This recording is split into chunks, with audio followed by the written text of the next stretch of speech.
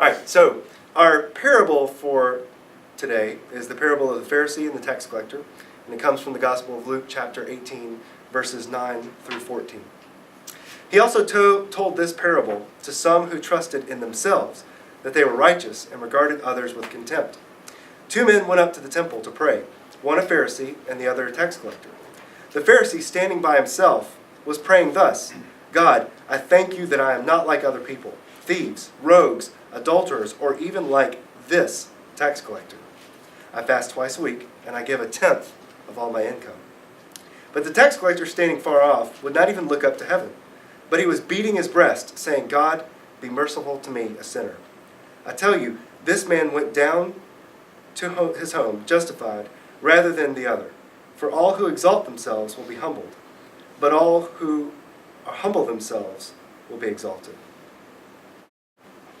So, to help understand this parable, we have to first understand the cast of characters that come with it. First of all, there's the Pharisee, and we're familiar with the Pharisees. A lot of the parables deal with the Pharisees. The Pharisees were a sect within Judaism, a group of people who really focused on their own holiness. In fact, the name Pharisee came from the Hebrew word for separated ones. And so the Pharisees really tried their best to live as holy as possible. And the trap that they fell into, that Jesus pointed out from time to time, is that in their attempt to lead holy lives, they sometimes compared themselves to ones that were lower than them in the social structure and in the religious structure. And that's what we see happening here with the Pharisee in his prayer. He comes into the temple standing up, saying how he is thankful he's not one of them. And then he even points out the tax collector standing far away from him. And then he begins boasting, talking about how many times he fasts. He talks about how he tithes what he has. And that word tithe is very important, because what that pits him up against is the sin of the tax collector. The Pharisee's generous with the 1/10 of what his earnings are every year, either in finances or in grain. The tax collector works for the Roman Empire. And some translators even say that he is not a tax collector, he is a toll collector, which were even more despised than tax collectors. Tax collectors would come by and take the taxes for the housing tax or the temple tax and things like this. The toll collector would stand by the roadside, and as you were going by, you'd have to pay a toll. And it was unfair because there was no sense of how often you would go by that place and how the fees would change from day to day. They were just despised because it seemed to the Jews that there was no rhyme or reason. It was just whatever the toll collector believed should be the toll for the day.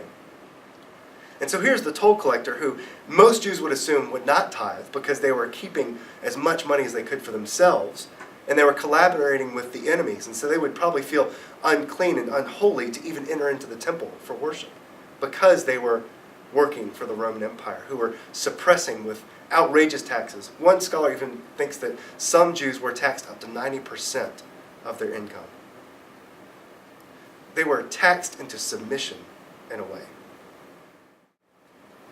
So the tax collector, the toll collector, the publican, whatever his name is, he comes in, and this picture pretty much captures exactly what he's trying to do. You can see even the gesture of the man looking up versus the gesture of the man looking down. In the scripture, it even talks about the man falling on his knees. He looks ashamed. He looks confident. The tax collector comes in, and he is sad. He is broken. He says, "Have mercy on me, O God, I'm a sinner." And that's it. We have no way of understanding how he came to this point. Why would he risk being humiliated by being pointed out as unclean by someone like a Pharisee by entering into the temple? Unless he felt like he had come to his senses, that he had realized that there was something wrong with his life, and he needed to go and get right with God. And that brings us to the last piece of what's so significant about this passage. It's the location, the temple. Most of the time in the parables, Jesus' examples happen out in real life. They happen on the roadway. They happen in a home. They happen out in the fields with sheep. This parable happens in the temple. Again, it's a real life story. We can all understand what this might look like. But it's shocking what Jesus reveals happens in the temple. The place where God sits, the throne of God lies in the temple. It's the place where you go to sacrifice, to get right with God. It's the place where you go to be in God's presence. And the Pharisee, who we would think would be in the presence of God most rightly because of the way he lives his life, because he has dotted the I's and crossed the T's, he's there standing confidently before God, not ashamed. But it's the tax collector who walks in who feels sorry, who feels like he needs to get right with God. He needs to be honest with God about who he is. And it's that unholy one that's lifted up and said that is justified or made right by God's action. But the Pharisee does not go. A couple things that this brings up is our attitude. Our attitude with God is not always to be, look how great I am, look how wonderful I am, but to be honest about who we are. To be honest with God about the way we have lived our lives, the ways in which we have sometimes fallen short of what God has wanted for us. Because we all have. And that honesty is sort of a breaking open of our hearts and our lives to God so that he can work in our lives. There wasn't much room for God to work in the Pharisee's life because he was confident. He didn't really need God. He was fine as he was. The second thing that comes up with this is the posture, even that. I mentioned before his eyes looking down, this guy looking up. And the posture, you can almost imagine that these two things are happening simultaneously. The tax collector drops to his knees. And then the Pharisee points and says, I'm thankful I'm not like him. Judging others. And that's the posture that we sometimes live our lives in. Instead of being honest with God about who we are and how we live our lives, our posture is sometimes focused around us instead of singly between God and us. Our posture is sometimes directed, our eyes look this way and that way and say, thank goodness I'm not like that. I'm at least better than that guy.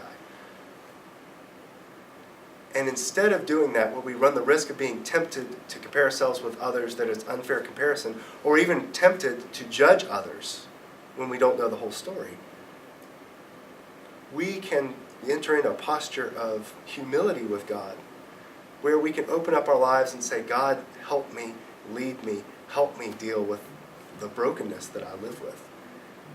And there's room for God to work in that, and to help us not be tied down to the constant comparison, the constant competition with others, to be free to be the kind of people that God has called us to be.